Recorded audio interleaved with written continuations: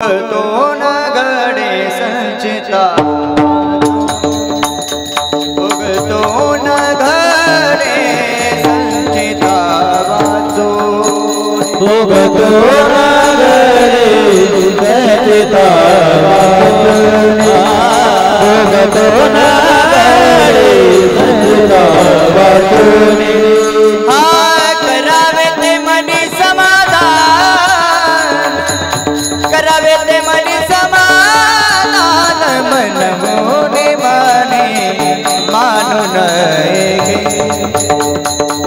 मन मुनि माने मानु नये करावे ते मनी समाधान करावे ते मनी समाधान मोने माने मानु नये मन मोने माने मानु नये मनावा गोविंद वेळो वेळा मनावा गोविंद वेळो वेळा मन मुनि माने मानु नये मन मुनि माने मानु नये मनावा गोविंद वेळा मनावा गोविंद वेळा मन मोने माने मानु नये मन मोने माने मानु नये अनेकानु सावे न लगे बहुता अनेकानु सावे न लगे बहुता अनेकार सावे न लगे बहुता अनेकार सावे न लगे बहुता हे आपुल्या संचिता वाचोनी आपुल्या संचिता वाचोनी मन मुनि माने मानु नये मन मुनि माने मानु नये आपुल्या संचिता वाचोनी आपुल्या संचिता वाचोनी मन मोने माने मानु नये मन मोने माने मानु नये मनावा गोविंद वेळो वेळा मनावा गोविंद वेळो वेळा मन मुनि माने मानु नये मन मुनि माने मानु नये मनावा गोविंद वेळा मनावा गोविंद वेळा मन मोने माने मानु नये मन मोने माने मानु नये तुका मने बार घातली आवरी तुका मने भार घातली आवरी तुका मने बार घातली आवरी मने भार घातली आवरी हे होईल कैवारी नारायण होईल कैवारी नारायण मन मुनि माने मानु नये मनावा गोविंद वेळो होईल कैवारी नारायण होईल कैवारी नारायण मन मोने माने मानु नये मनावा गोविंद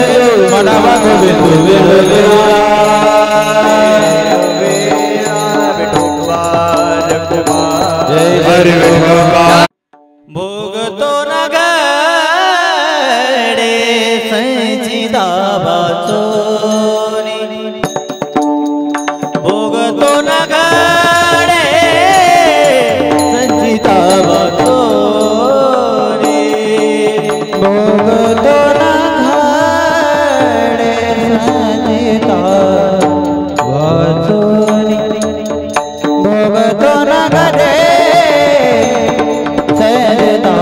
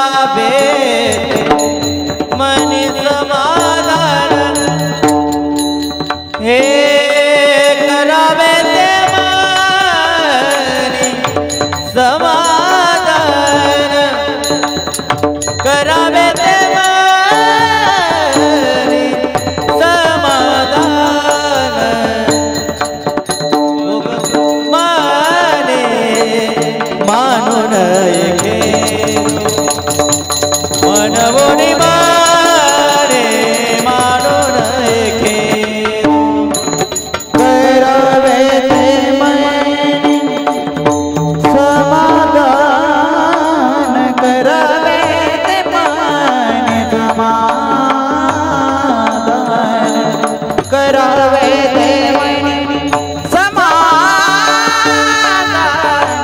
करावे ते मने समाधान मन बोली मने मानून हे मन बोली मने मानून हे मनावा गोविंद गोविंद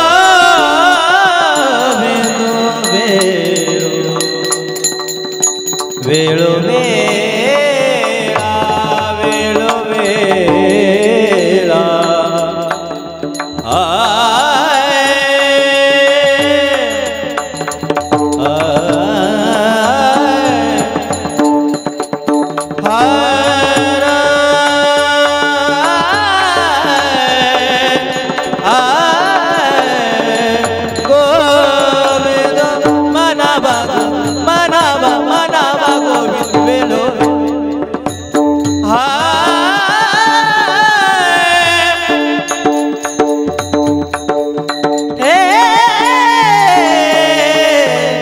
गोविंद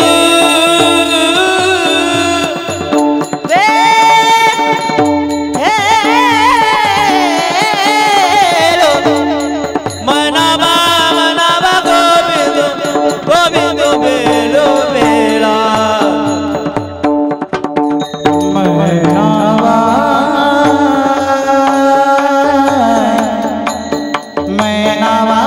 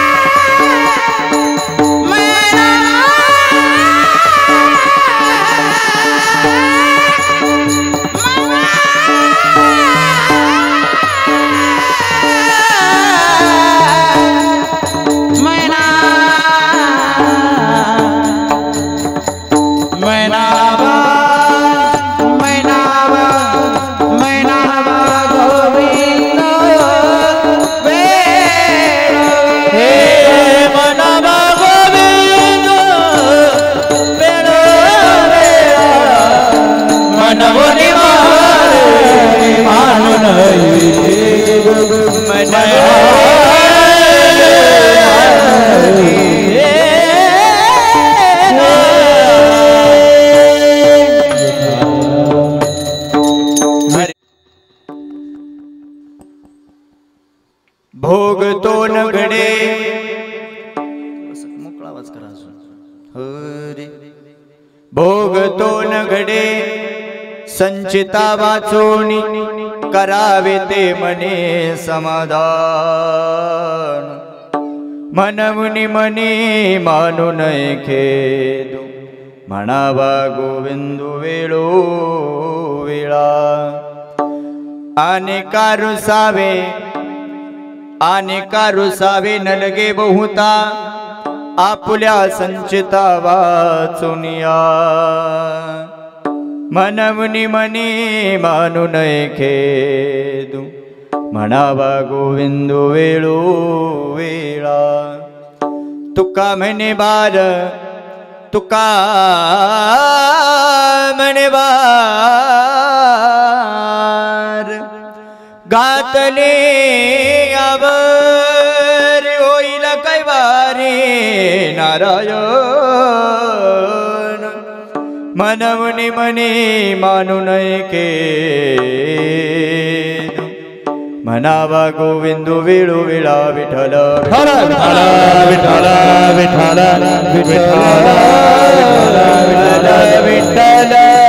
विठ्ठल विठ्ठल विठ्ठल यन्त प्रविश्य मम वाचमिमां प्रसुत्ता संजीवयत्य किल शक्तिधर स्वधाम्ना अन्यां च हस्तचरण श्रवणत्वगादीन् प्राणा नमो भगवते पुरुषाय तुभ्यं नमो विठ्ठला राजया पांडुरंगा नमो रुक्मिणी माऊली ज्ञानगंगा नमो पुंडलिका नमो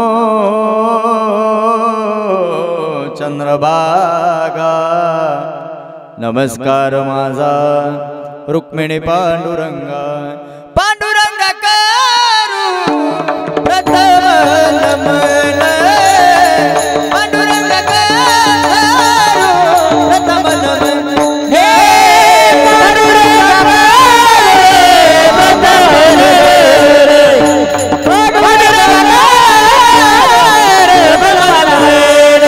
दुसरे चरणा संतांच्या दुसरे चरणा संतांच्या हो त्यांच्या कृपादाने कथेचा विस्तार दाने कथेचा विस्तार हे दुसरे चरणा संतांच्या दुसरे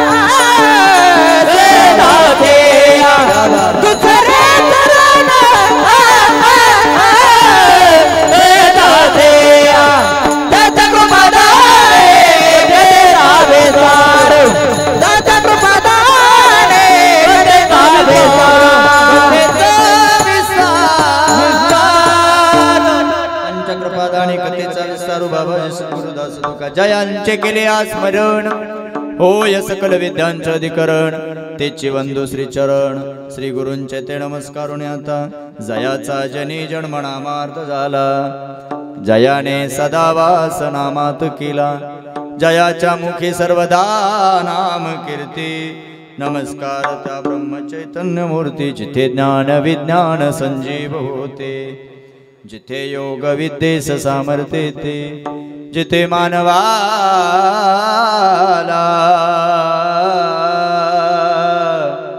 मिळे मोक्ष गाथा तुझ्या पाय ऋषी सदा नम्र माता जोडून या कर चरणी ठेवी तो माता परसावी विनंती माझ्या पंढरीनाथा असोण स्वभाव आलो तुझ्या ठाया कृपा दृष्टी पाय मजकडे पंढरी राया माझी वाणी तुझे वर्णी गुणना माझी वाणी तुझे वर्णी गुणना माझी वाणी तुझे वर्णी गुणना माझी वाणी तुझे वर्णी गुणना माझी वाणी तुझे वर्णी गुणना माझी वाणी तुझे वर्णी गुणना माझी वाणी तुझे वर्णी गुणना माझी वाणी तुझे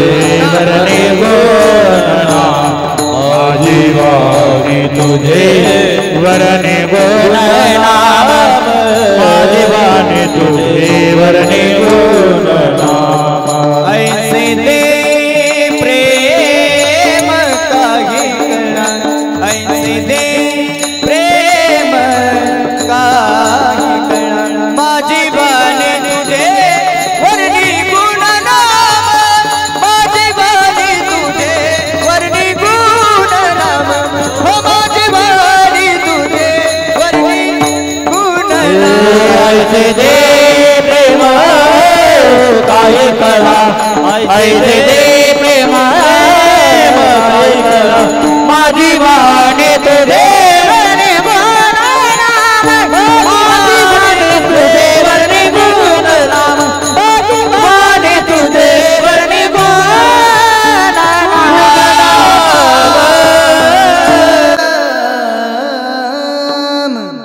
माझी वाणी तुझे वर्णी गुणनाम ऐसे दे प्रेम काही कळा आता बंधू रंगभूमिका कीर्तनी उभे होती लोका टाळ मृदंग श्रोते देखा तया माझे नमन दंडवत आता अभिनव वागविलासिनी जे चातुर्यार्थ कला कामिनी ते शारदा विश्वमोहिनी नमिली मिया श्री गुरु चरण सरोज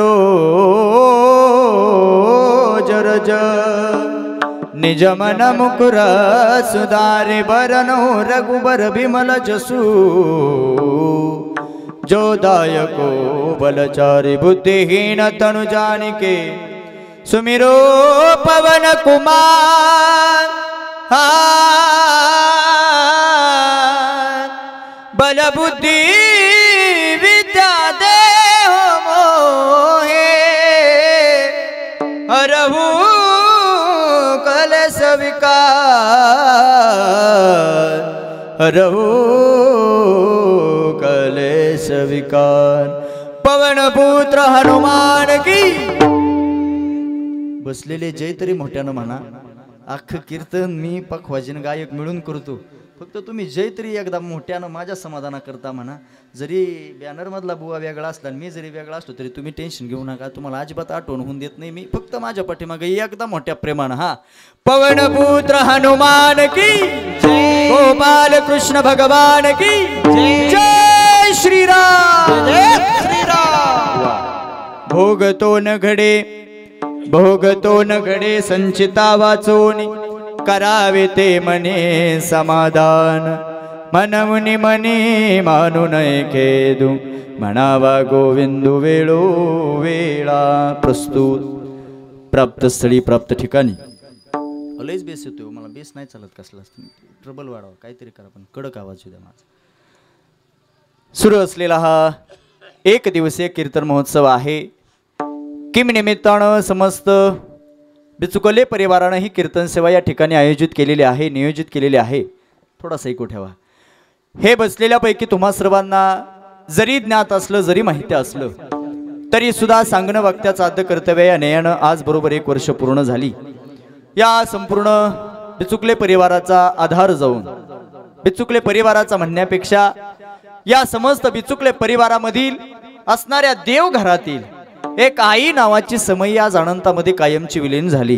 गेल्या वर्षापासून या संपूर्ण बिचुकले परिवाराचा आधार निघून गेला या घरात जिच्यामुळं हे संपूर्ण परिवार ज्या नानींमुळे हा संपूर्ण परिवार प्रकाशमय होता एकतर खूप हालाकीच्या परिस्थितीतून नानीनं हा संसार उभा केला पण मी नेहमी सांगत असतो ज्या अर्थी माणसाचा जन्म आहे त्या अर्थी जाणं प्रत्येकाला आहे हे माणसानं नक्की लक्षात ठेवलं पाहिजे म्हणजे जन्माले बाळ त्याची वाट पाहे काळ म्हणजे ज्या अर्थी माणसाचा जन्म निश्चित आहे त्या अर्थी जाणं प्रत्येकाला आहे ह्या संपूर्ण परिवारानं लक्षात घेऊन एकच गोष्ट लक्षात घ्या नानींचं जाणं गेल्या वर्षी बरोबर आजच्याच दिवशी होतं त्याच दिवशी देवाचं बोलावणं नानींना आलं आणि नानींना या संपूर्ण बिचुकले परिवार ही संपूर्ण वाडी ही संपूर्ण वस्ती आणि या संपूर्ण गावाचा अखेरचा निरोप नानींना घ्यावा लागला कैलासवासी म्हणा वैकुंठवासी म्हणा आदरणीय प्रातस्मरणीय या संपूर्ण मोकळा आवाज करावा जरा तुम्ही मोकळा आवाज येत नाही दादा तुम्ही रागवलं नाही ना माझ्यावर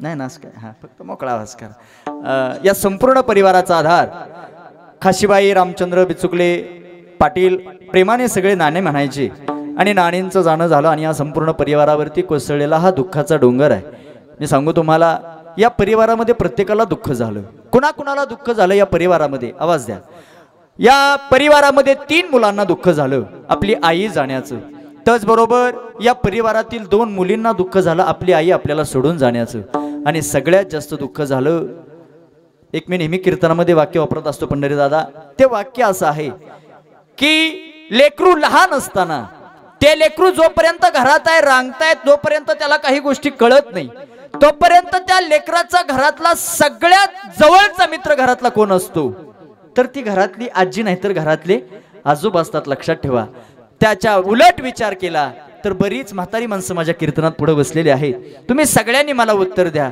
या म्हातारपणात तुमच्या चालू वयामध्ये घरामध्ये सगळ्यात जवळचा मित्र तुमच्या घरात तुमचा कोण आहे हा तर ती घरातली तुमची नातवंड असतात, लक्षात ठेवा.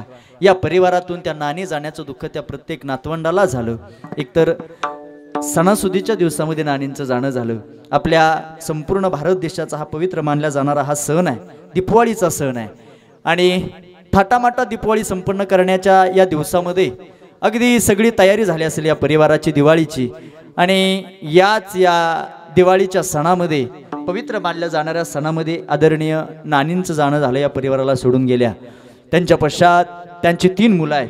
त्यामध्ये त्यांचे ज्येष्ठ चिरंजीव आदरणीय उत्तमदादा रामचंद्र बिचुकले असतील, त्याचबरोबर हिंदूराव दादा रामचंद्र बिचुकले असतील आणि सुनील दादा रामचंद्र बिचुकले असतील. त्याचबरोबर त्यांच्या 2 मुली, 3 मुली त्यातले कैलासवासी आहेत. त्यामध्ये राधाबाई असतील, शशाबाई असतील आणि कैलासवासी गोदाबाई असतील. असा हा संपूर्ण बिचुकले परिवार. आणि या बिचुकले परिवाराच्या नियोजनातून, म्हणजे नियोजित माझी कीर्तन सेवा नाही, पण माणूस म्हटलं की अडचणी. मग तिथे वक्ता असला काय, माणूस असला काय, तुम्ही बसलेले असला काय, गायक असो किंवा वादक असो, अडचणी प्रत्येकाला येत असतात. या आदरणीय सरांचं कीर्तन या ठिकाणी होतं, अमोल महाराजांचं कीर्तन या ठिकाणी नियोजित होतं. पण कालच रात्री आदरणीय अमोल सरांच्या चुलत्यांना देवाज्ञा झाली, म्हणजे सख्खे चुलते, त्यांना अचानक देवाज्ञा झाली आणि त्यांना काल देवाचं बोलावणं झालं. ती अडचण सरांवरती आली आणि त्या अडचणीच्या पोटी सरांनी माझ्यापर्यंत दिलेलं हे प्रेमाचं निमंत्रण आणि तुम्हा सर्वांनी ते सांभाळून घेतलं हे फार महत्त्वाचं आहे. नाही तर कसं राहतं, तसे तुमची म्हणजे तुमची बुद्धिमत्ता आता फक्त एवढंच आहे की तुम्हाला अमोल सरांचं कीर्तन ऐकायचं होतं, पण हे अमोल सरांच्या जागेवर आकाश महाराज उभं झाले, एवढंच फक्त फरक पडला. पण मी जेवढा माझ्याच्यानं प्रयत्न होईल तेवढं चांगलं कीर्तन करण्याचा प्रयत्न मी तुमच्या पुढे नक्की करीन. ऐका, या परिवारावरती आलेला हा दुःखाचा डोंगर आहे. गेल्या वर्षी नानींचं जाणं झालं. मी मगाशी हे वाक्य बोलून गेलो, ज्यावरती जन्माला आलेला माणूस आहे. एक सांगू तुम्हाला, माणसाच्या आयुष्यामध्ये 3 सोहळे हे ठरलेले आहेत. एक पहिला सोहळा माणसाच्या आयुष्यामध्ये आहे, तो म्हणजे जन्माचा सोहळा आहे. दुसरा सोहळा ठरलेला आहे, तो काय प्रत्येकाच्या आयुष्यात येईलच असं नाही, म्हणजे त्याला लग्नाचा सोहळा म्हणतात. ते आता घडीभर काय काय येणार नाही, तो भाग वेगळा आहे.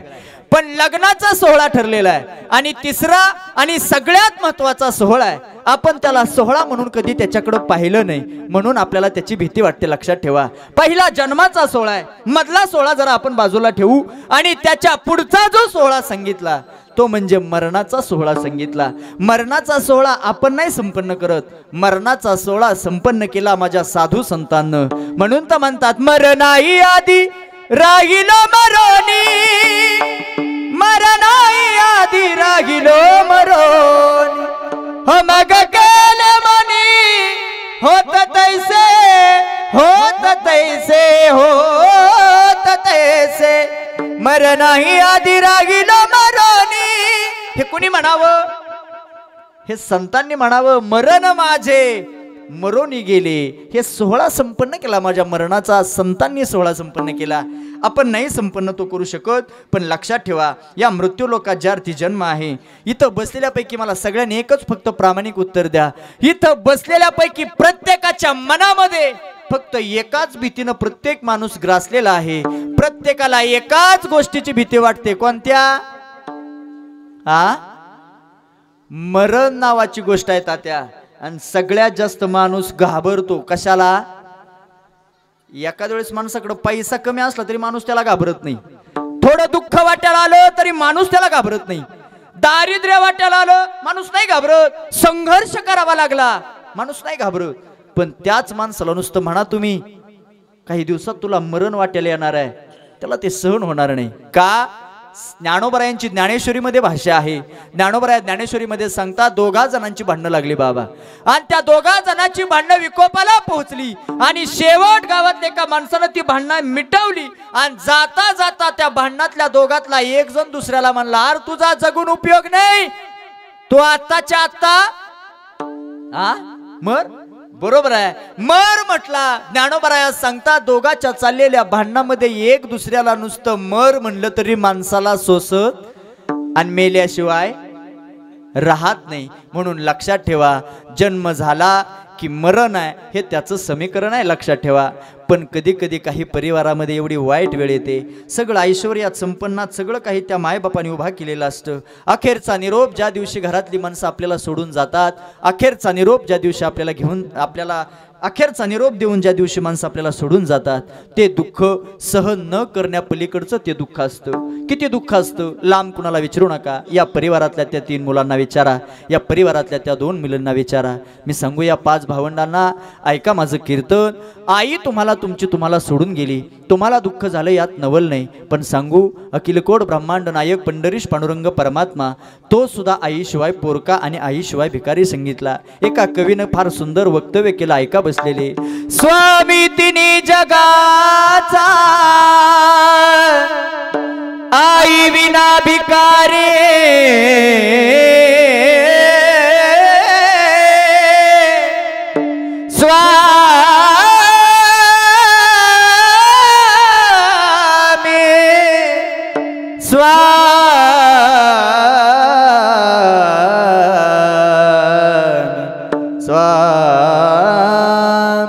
तिन्ही जगाचा स्वामी वैकुंठाचा नायक पंढरीश पांडुरंग परमात्मा तो सुद्धा आईशिवाय पोरका सांगितला. आता त्या 2 लेकीसाठी हक्काचं माहेर राहिलं नाही. बाप जाण्यानं हा परिवार आधीच पोरका झाला होता पंढरी दादा. आता आई जाण्यानं गेल्या वर्षापासून हा संपूर्ण बिचुकले परिवार आज परका झाला. का सांगू या संपूर्ण परिवारातून देवघरातली आई नावाची समई आता कायमची विझली गेली. महिला मंडळ तुम्ही किती मोठ्या मंदिरात जा, पुरुष वर्ग किती मोठा मंदिर तुम्हाला पाहायला मिळू द्या, किती मोठं मंदिर असू द्या, पण त्या मंदिराच्या गाभाऱ्यात तुम्ही प्रवेश केला, त्या मंदिराच्या गाभाऱ्यात तुम्ही जर प्रवेश केला आणि त्या प्रवेश आत केल्यानंतर जर त्या गाभाऱ्यात जर दिवा चालू नसेल तर त्या मंदिराला शोभा नाही. तुमच्या घरात किती मोठा देवारा तुम्ही बांधा, पण जोपर्यंत तुमच्या देवाऱ्यात तुम्ही महिला मंडळ दिवा लावत नाही तोपर्यंत तुमच्या देवाऱ्यालाच काय तुमच्या घराला सुद्धा शोभा नाही. एका कवीनं त्या आईचं वर्णन करत असताना, त्या दिव्याचं वर्णन करत असताना तो कवी सांगतो, विजला हा नंदादी कसा जाऊ मी मंदिर, सावळी ग माझी आई मला किती प्रेम देई, सावळी ग माझी आई मला किती प्रेम देई, विजला हा नंदादी कसा जाऊ मी मंदिर.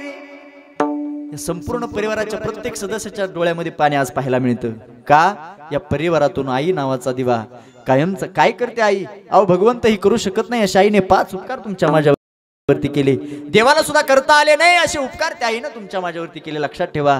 म्हणून स्वामी तिन्ही जगाचा पंढरीचा पांडुरंग परमात्मा त्याला सुद्धा भिकारी बनावं लागलं आईच्या पुढं. म्हणून लक्षात ठेवा बसलेले, माणसं गेल्यानंतर त्याचा मृत्यूचा सोहळा संपन्न करण्यापेक्षा माणसं आहेत तोपर्यंत त्याची कदर करायला शिका. या परिवारात त्या आईनं थोडं कष्ट नाही केलं. मला ज्यावेळेस पंढरी दादा माहिती सांगत होते त्यावेळेस त्यांच्या मुखातून एक वाक्य ऐकायला मिळालं. त्यांनी सांगितलं, म्हटले महाराज एक 10 ते 15 मेंढरांपासून सुरुवात केली, आज 150 मेंढरांपर्यंत हा संसार कुणी पोहोचवला असेल तर या परिवारात या सगळ्यासाठी समर्पण कुणाचं असेल तर ते आमच्या नानीचं समर्पण आहे. आमची नानी आमच्या करता होती, आमच्या नानी या परिवाराकरता होत्या. फक्त एकच इच्छा होती या परिवाराची. देव आज हा परिवार जेव्हा कधी देवाच्या दारात उभा राहील तेव्हा देवाला एकच विनंती करत असेल, देवा सगळं दिलं तो आम्हाला, सगळं दिलंच तो आम्हाला.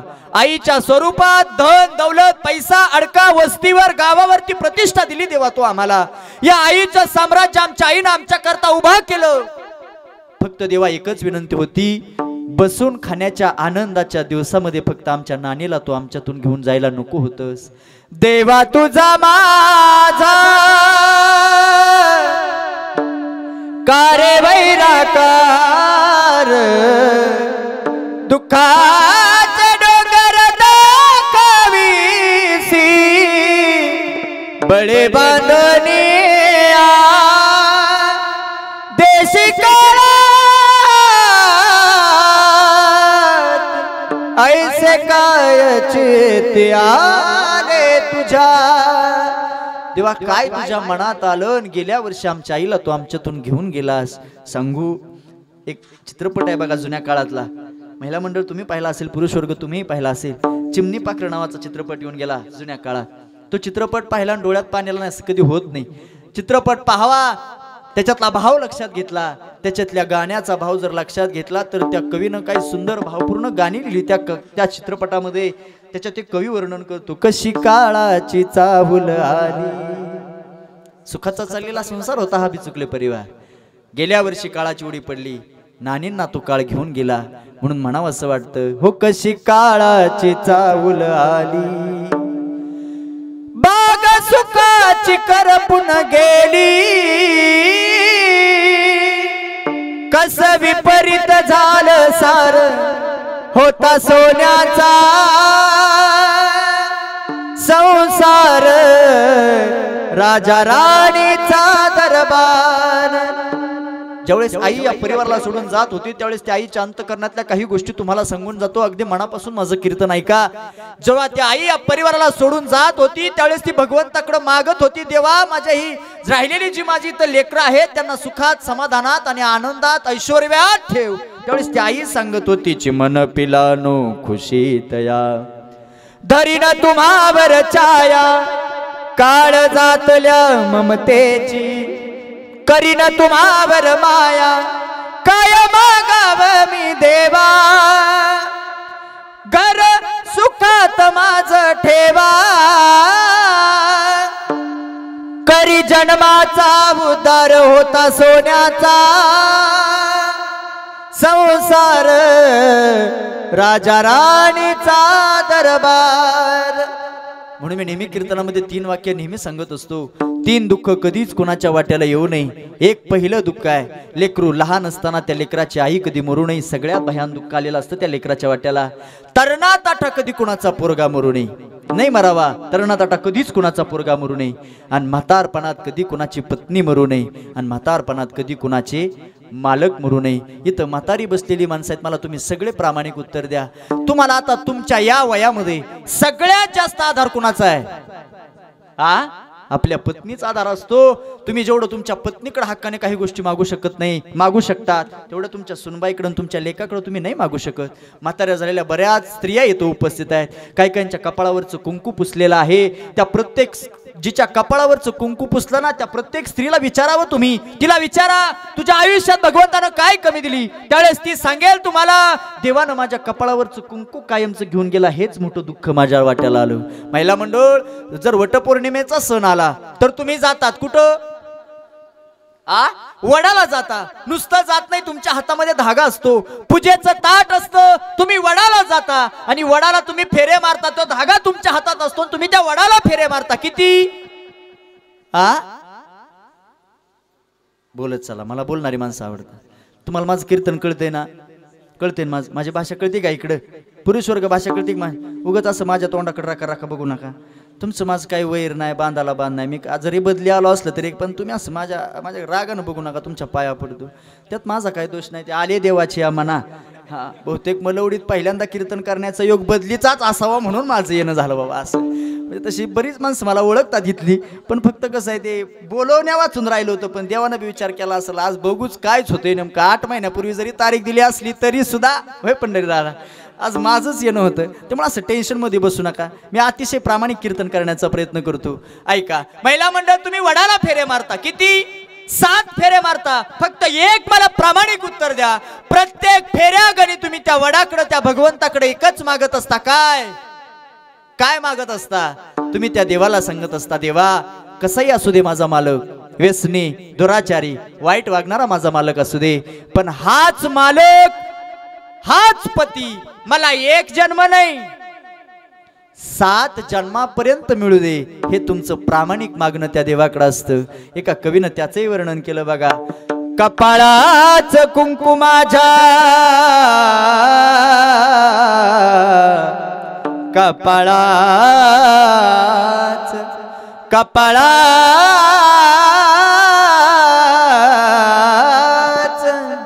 कपाळाच कुंकू माझ्या जन्माला जाऊ दे, आयुष्याचा जोडीदार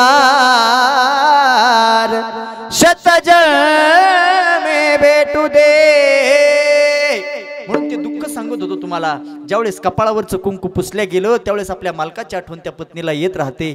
तरुणाताठा पोरगा निघून गेला आणि हे आपल्या हातात नाही. मरण जन्म ह्या गोष्टी आपल्या हातात नाही. बसलेले जर मरण आपल्याला माहिती असतं, आपलं मरण कधी आहे हे जर इथं बसलेल्या प्रत्येकाला माहिती असतं तर माणसानं तिथं सुद्धा वशिला लावला असता.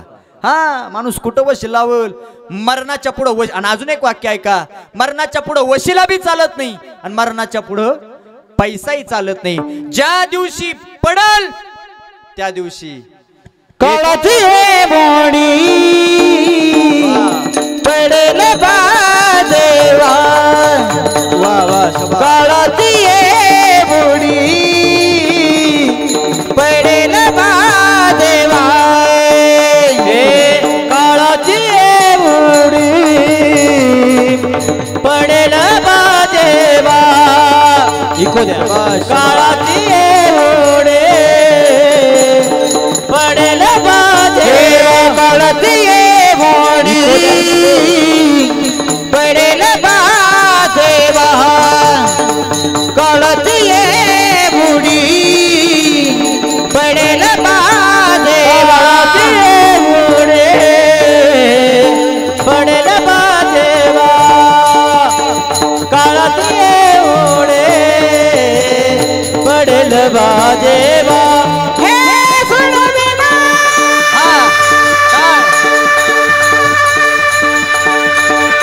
माऊली दादा वा, क्या बात.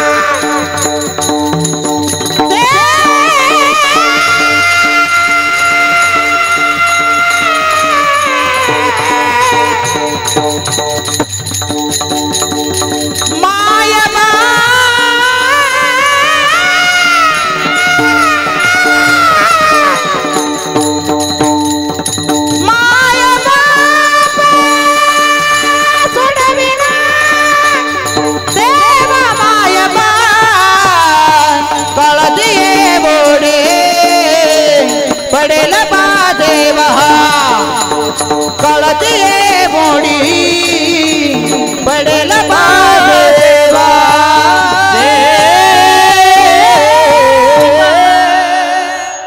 अगदी समर्पक प्रमाण आदरणीय महाराजांनी दिलं. काळाची हे उडी पडेल बा जेव्हा, सोडविना तेव्हा. आणि अजून सांगू, सोडविना राजा देशीचा चौधरी आणि कसोय रे भले भले. म्हणून बसलेले लक्षात ठेवा, आयुष्यात जीवन जगत असताना संसार म्हटलं की दुःख हे त्याचं समीकरण आहे. संसार म्हटलं की इथं या संसारात आल्यानंतर कोण सुखी आहे? जगी सर्व सुखी असा कोण आहे विचारी मना, तोची शोधोनी पाही. या जगामध्ये सर्व सुखानं प्राप्त असणारा एकही ग्रहस्थ तुम्हाला पाहायला मिळणार नाही. मग या संसार जगत असताना, हे आयुष्य जगत असताना जर यदा कदाचित दुःख वाट्याला आलं तर माणसाने एकच लक्षात ठेवायचं, आपलं पूर्वजन्मीचं पाप आहे, आपलं या जन्मात आपल्या हातून घडलेलं पाप कर्म आहे. त्या पाप कर्माची परतफेड आपल्याला याच मृत्यू लोकात जायच्या आधी करावी लागणार आहे. आणि लक्षात ठेवा बसलेले, पूर्वी म्हणे होत्या, पूर्वी माणसं म्हणायची बसल्या बसल्या आजाने करायचं, हा ह्या म्हणे बंद करा आता. यात आजाला ना तुला टाम राहिला ना एकमेकाचं फेडायला.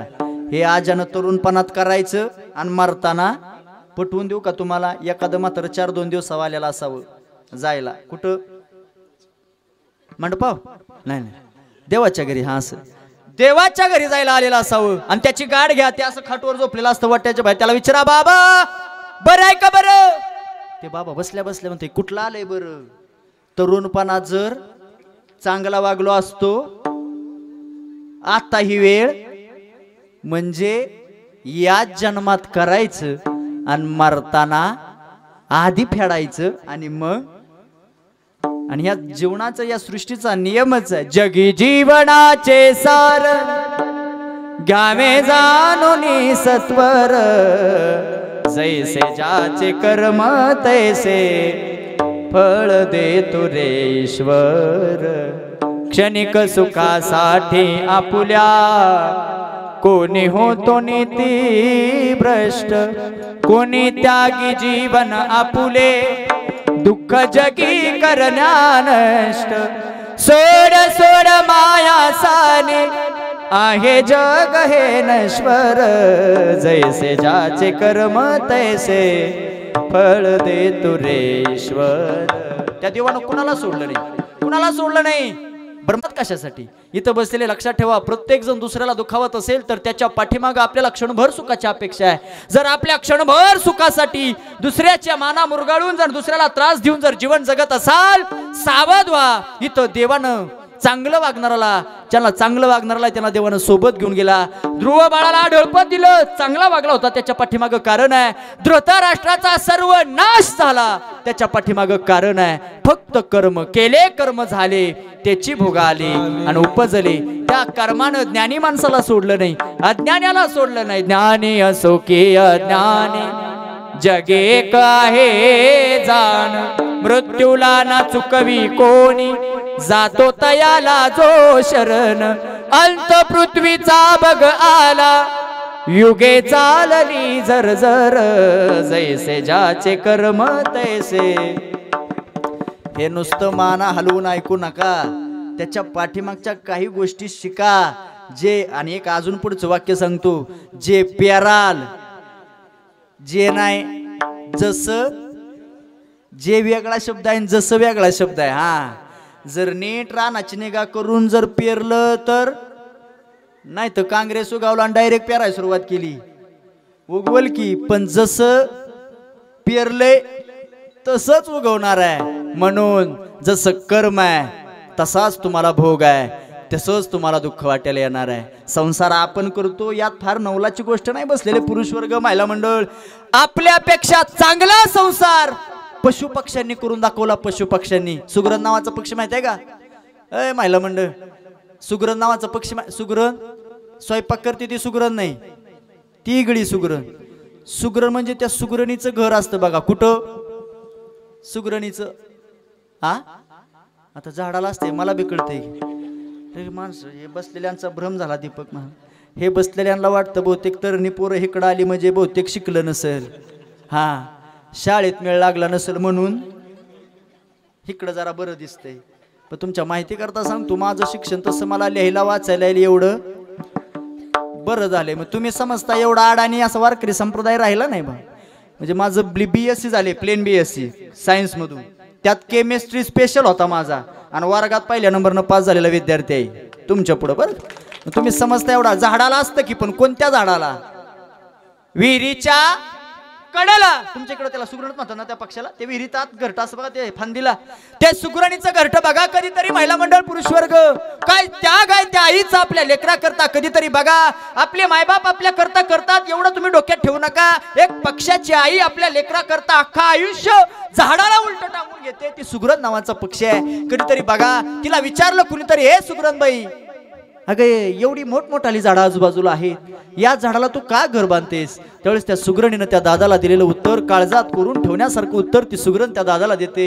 ए दादा, झाडं तर भरपूर आहेत, पण भविष्यात मला पिल्लं होणार आहेत, आणि या घरट्यात मी माझ्या पिल्लांना जन्म देणार आहे. सरपटणारा प्राणी कधीही झाडावर चढू शकतो, आणि चढलेला सरपटणारा प्राणी माझ्या घरट्यात प्रवेश करू शकतो, माझ्या पिल्लांचा घात करू शकतो. हे कुणाचं डोकं आहे?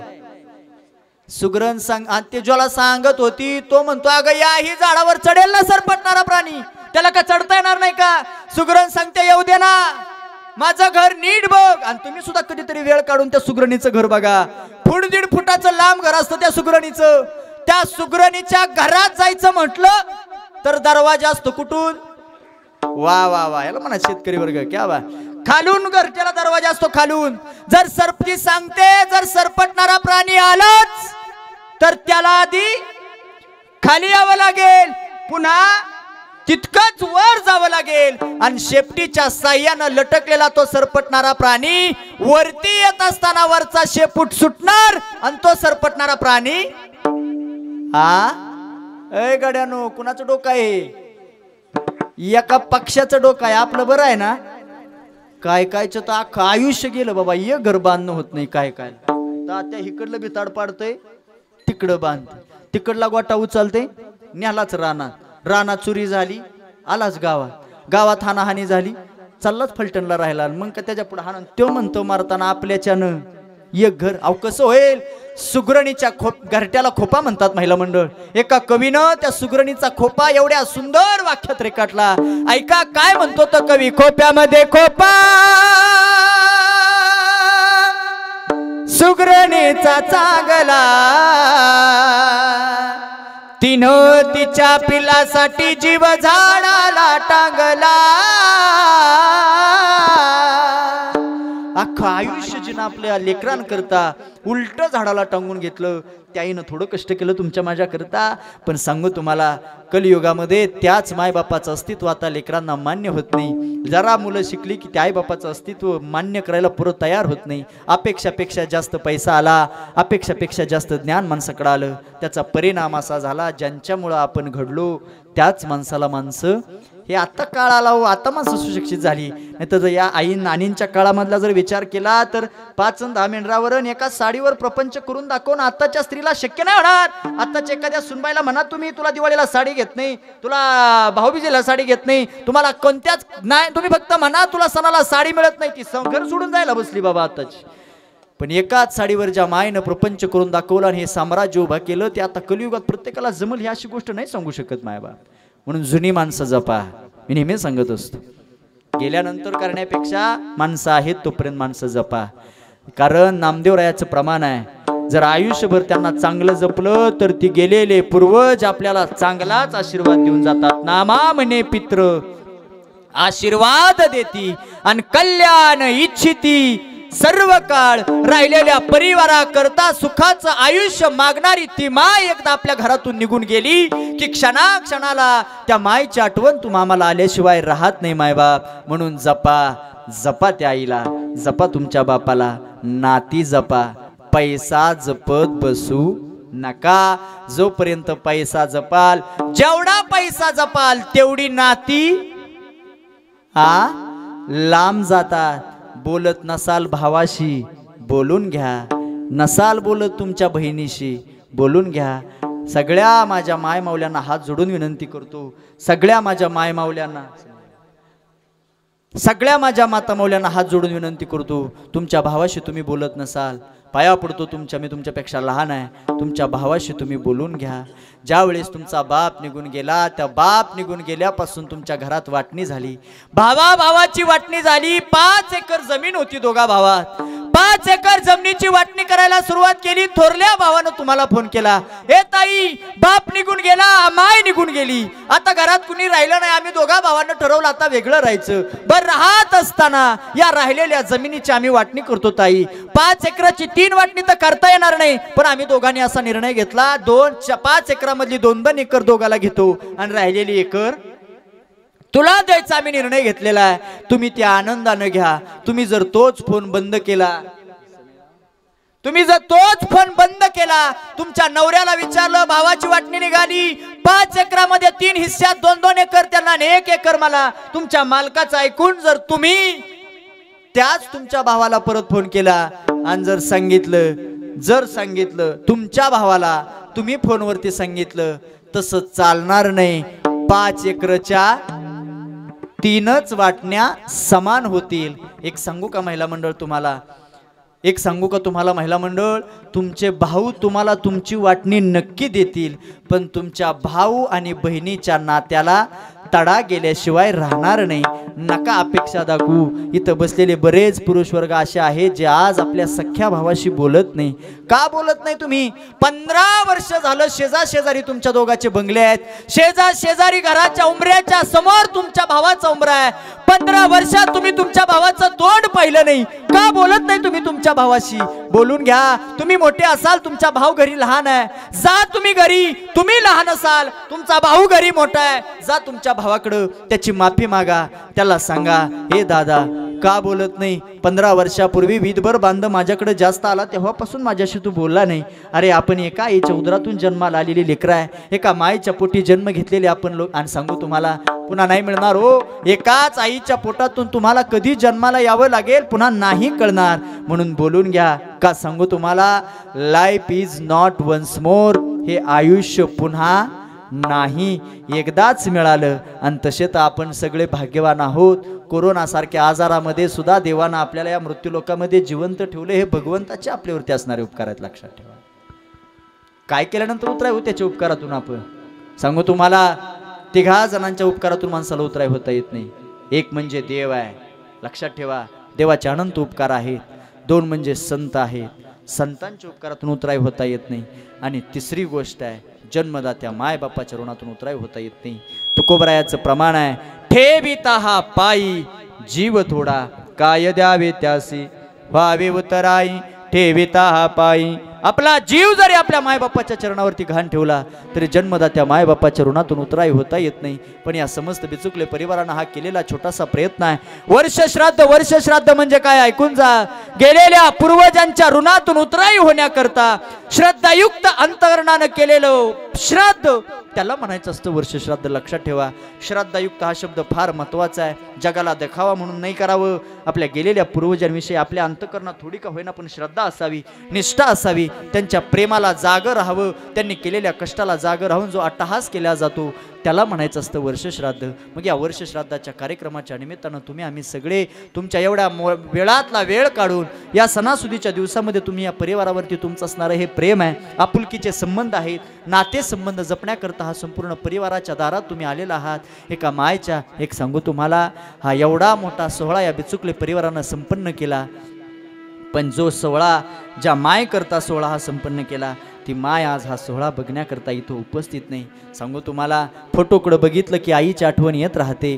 पण फोटोकडं बघून हाक मारली नानी म्हणून तो हो देणारा आवाज आता कायमचा अनंतामध्ये विलीन झाला. या परिवारात कधीही भरून न निघणारी पोकळी निर्माण झाली. कारण सांगू, ज्या दिवशी तुमच्या घरातनं तुमची माय निघून जाते त्या दिवशी तुमच्या घरातलं प्रेम कायमचं संपलेलं असतं. आणि ज्या दिवशी तुमच्या घरातून तुमचा हक्काचा बाप निघून जातो त्या दिवशी तुमच्या परिवारातून आशीर्वादाची थाप कायमची संपलेली असते. म्हणून मी मगाशी सांगितलं, स्वामी तिन्ही जगाचा, आई विना भिकारी. म्हणून आलेलं दुःख, आलेलं संकट, आलेलं संघर्ष, याला सामना, याला सामोरं जाण्याचं काम शिकवतात घरातली तुमच्या माझ्या घरातले मायबाप असतात. म्हणून लक्षात ठेवा, ज्याच्या जीवनामध्ये संघर्ष आहे, ज्याच्या जीवनामध्ये रोज नवीन विरोधक आहे, ज्याला रोज नवीन संकटाशी सामना करावा लागतो, त्यानं लक्षात ठेवायचं आपलं आयुष्य योग्य दिशेनं निघालं. ज्याच्या जीवनामध्ये संघर्ष नाही, ज्याच्या जीवनामध्ये संकट नाही, ज्याच्या जीवनामध्ये त्रास नाही, त्यानं उद्या रस्ता बदला. कारण चांगल्या माणसाला विरोधक आणि चांगल्या रस्त्याला गतिरोधक. हा म्हणजे हायवेनं जर निघाला तर गतिरोधक मायंदाळ बघायला मिळत भेटतील. पाटील तुमच्यासारखा, पण कुटक्या तोंडा व्हायचं तोच पाटील 4 पावलं पुढे जाऊ दे, तो माग वळून दुसऱ्याला म्हणतो दुसऱ्याच्या मानाला उभारून जागलेला पाटील आहे. असं लबाड माणसं आहे तुमचं. काय एक लक्षात ठेवा, आयुष्यात संघर्ष असेल, संकट असेल तर तुमच्या आयुष्याला कुठेतरी थोडीफार किंमत आहे. आणि सांगू, दुःख वाटेल याला बी कारण 3 गोष्टी येतात. त्या आयुष्यात 3 गोष्टी माणसाकडनं चुकल्या की माणसाच्या वाट्याला दुःख येतं. एक पहिली गोष्ट आहे, चुकीचं बोलणं आलं की माणसाच्या वाट्याला दुःख येतं. लक्षात ठेवा, त्याच्या शास्त्राच्या भाषेत अपासव्य बोलणं आलं की दुःख वाट्याला येतं.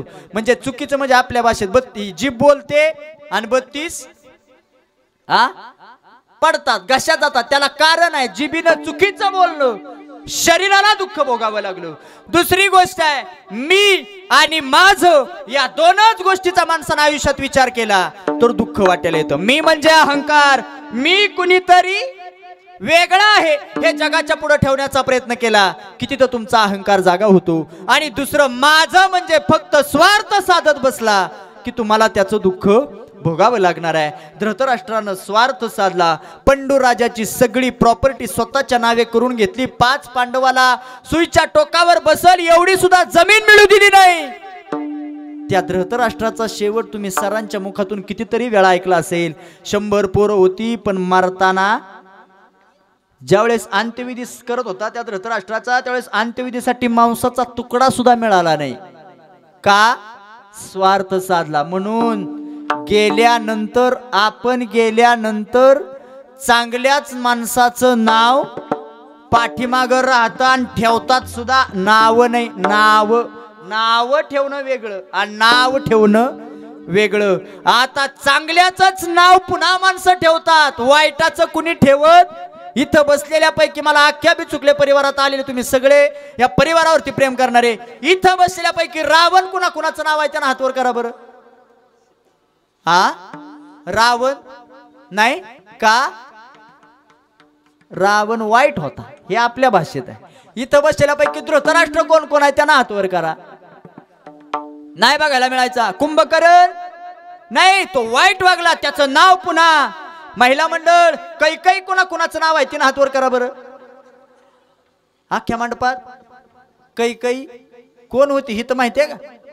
कैकई रामायणातली, तुमच्या खालच्या आळीतली नाही, रामायणातली कैकई होऊन गेली. बरं कैकई चांगली होती का वाईट होती हो महिला मंडळ? जाऊ दे, तुमचा माझा काय मेळ लागायचा दिसत नाही. तुम्ही आपलं गपत बसा, 12 वाजता जेवणच करा बाबा, काय अडचण नाही. असं ते माणसं मला बोलणारे आवडतात. असं तुम्ही मला तुमच्या पुढे असं हाणूनच घेऊ वाटायला लागले बाबा. मी मगाशी सांगितलं बदली आलो असलो तरी तुम्ही असं माझ्या बोलत राहा. तुम्ही आम्ही खेळीमेळी तेव्हा कीर्तन रंगात येतं, लक्षात ठेवा. जाऊ द्या, ते तुम्हाला काही चांगली होती का वाईट हा जर प्रश्न कोणी केला तर निम्मी म्हणतील चांगली होती, निम्मी म्हणतील वाईट होती. सांगू तुम्हाला, काही चांगलीच होती, पण आदल्या रात्री तिच्या कानाला चिकटली ती मंथरा होती.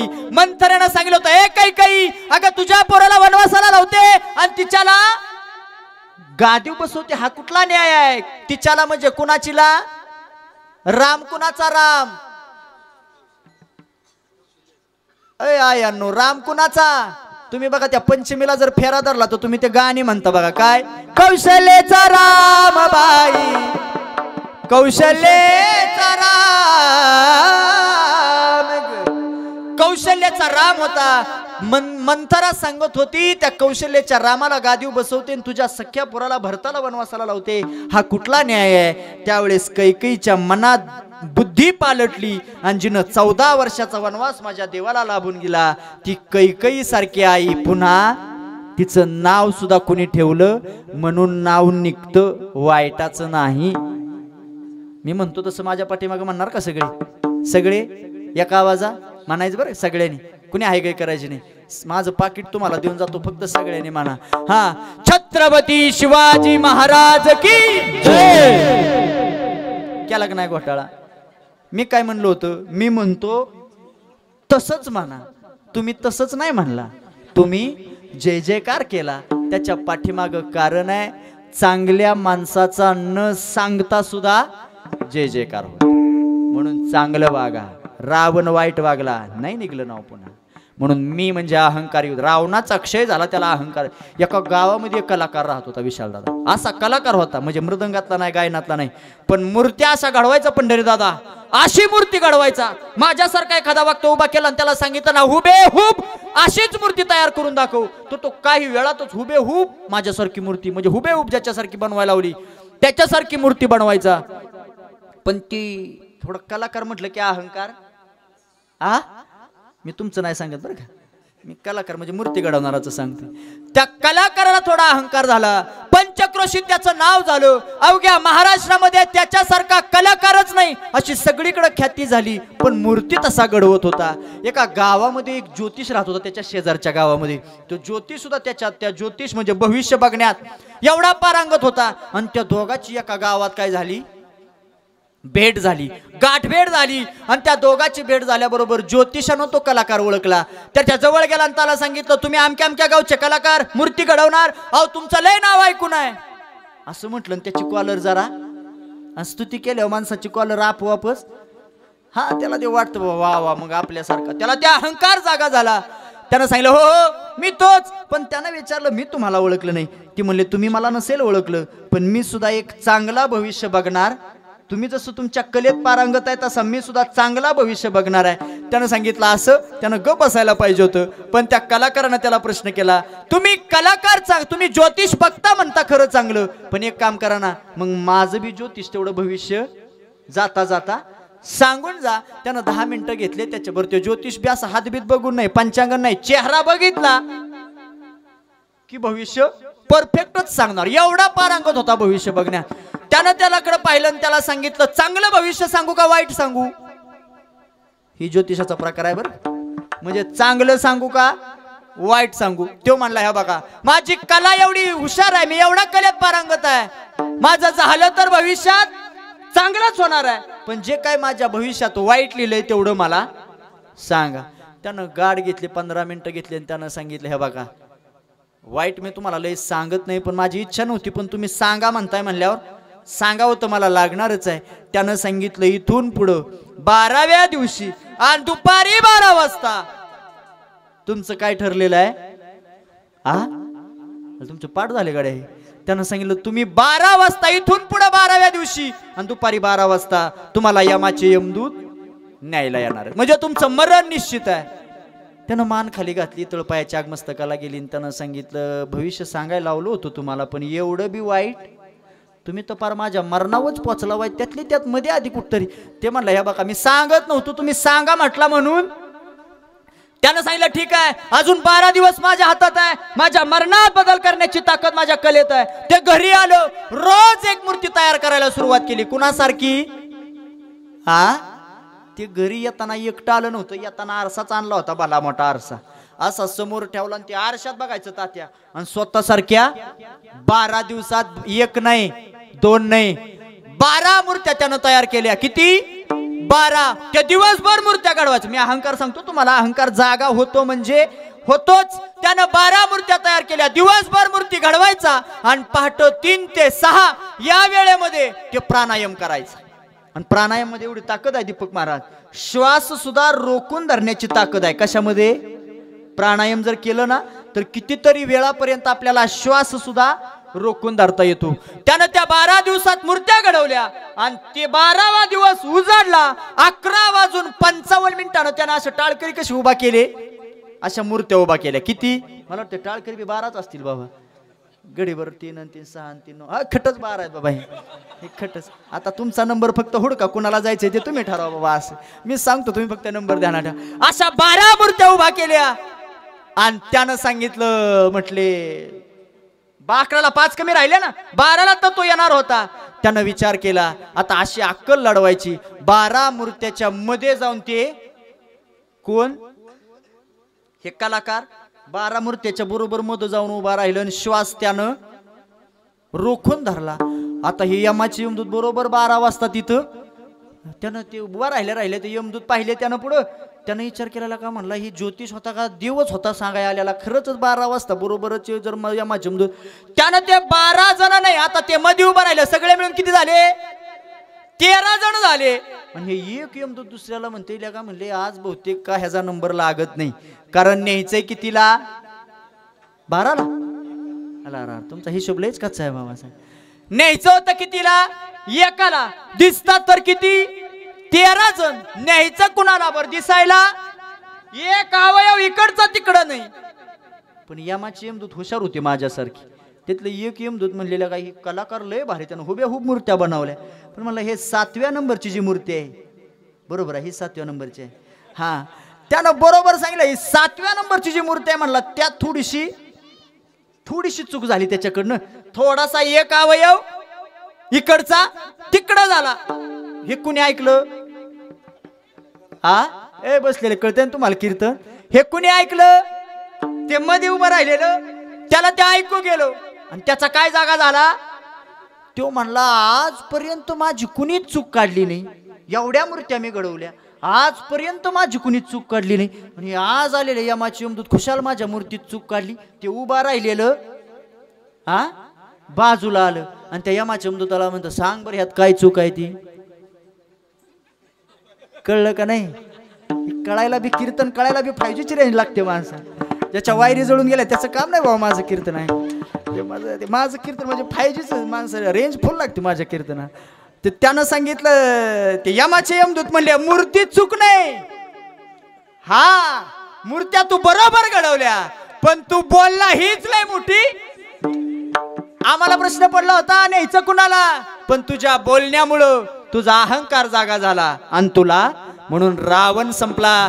ज्यावेळेस रावण युद्ध क्षेत्रामध्ये रावण धारातीर्थ पडला होता, त्यावेळेस रावणाची सगळ्यात सुंदर पत्नी, नाव तिचं मंदोदरी आहे. मंदोदरी जवळ आली आणि सांगते, हो मालक काय नव्हतं आपल्याकडं, ऐश्वर्य होतं, 80,000 बायका होत्या, 1,00,000 मुलं आहेत, 1,25,000 नातू आहेत. एवढंच नाही, 7 कोटी घरं आपली सोन्याची आहेत. कोण सांगते?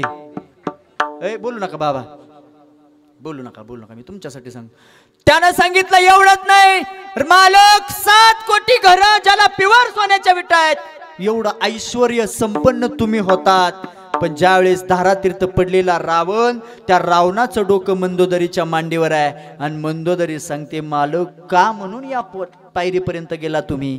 सांगू तुम्हाला, मंदोदरी सांगते, जर सीतेच्या माझ्या बाबतीत जर तुलना केली, एका बाजूला सीता उभा केली आणि एका बाजूला जर मी उभा राहिले, तर दोघीत सुंदर कोण दिसत असेल तर मी दिसते, अशी मंदोदरीचे शब्द आहेत. आणि मंदोदरी शब्दच असा आहे, त्याचा व्याकरण दृष्ट्या मराठी भाषेत जर संधी विग्रह केला मंदोदरी शब्दाचा, तर मंद अधिक उदरी. मंद म्हणजे लहान, उदर म्हणजे पोट. पोट लहान असणं हे सुद्धा सौंदर्याचं एक लक्षण शास्त्रानं सांगितलंय, पुराणात. लक्षात ठेवा, ही मंदोदरी नाव, ते मंद उदरी अपभ्रंश झाला आणि मंदोदरी हे तिचं नाव पडलं. ती मंदोदरी सांगते, मालक आव सीतेपेक्षा काकणभर का होईना पण मी सुंदर आहे. पण मालक, मी सुंदर असताना सुद्धा तुमची वासना नावाचं इंद्रिय तुम्हाला सोडून गेलं. ती वासना सीतेच्या बाबतीत जागी झाली, त्या वासनेपोटी तुम्हाला मरावं लागतं. म्हणून बसलेले लक्षात ठेवा, चांगल्या चाललेल्या आयुष्यामध्ये जर दुःख वाटायला येत असेल, त्रास येत असेल, तर लक्षात ठेवा, आपलं कुठंतरी प्रारब्ध संचित क्रियमान कुठं का होईना आपलं चुकलं असेल. आणि लक्षात ठेवा, प्रारब्ध म्हणजे काय, क्रियमान म्हणजे काय आणि संचित म्हणजे काय ऐकून जा. जे पूर्वजन्माचं आपल्याकडनं घडलं त्याला संचित म्हणतात, जे आता चालू आपल्याकडनं घडतंय त्याला आपलं क्रियमान म्हणतात, आणि जे भविष्यात आपल्याला वाट्याला येणार आहे ते आपलं प्रारब्ध आहे. लक्षात ठेवा, तुकोबराया सांगतात, हे प्रारब्ध संचित भोग हे माणसाला भोगावंच लागतो. इच्छा असली तरी आणि इच्छा नसली तरी माणसाला भोग हा भोगावाच लागतो. तो संचिताच्या रूपानं आपल्या वाट्याला आला अभंगाच्या पहिल्या चरणात. भोगतो न घडे संचिता वाचोनी, भोगतो न घडे संचिता वाचोनी, भोगतो न घडे संचिता वाचोनी, भोगतो न घडे संचिता वाचोनी, भोगतो न घडे संचिता वाचोनी, भोगतो न घडे संचिता वाचोनी, भोगतो न घडे संचिता वाचोनी, भोगतो न घडे संचिता वाचोनी. हा करावे ते माने समाधान, समाधान, समाधान, समाधान, करावे ते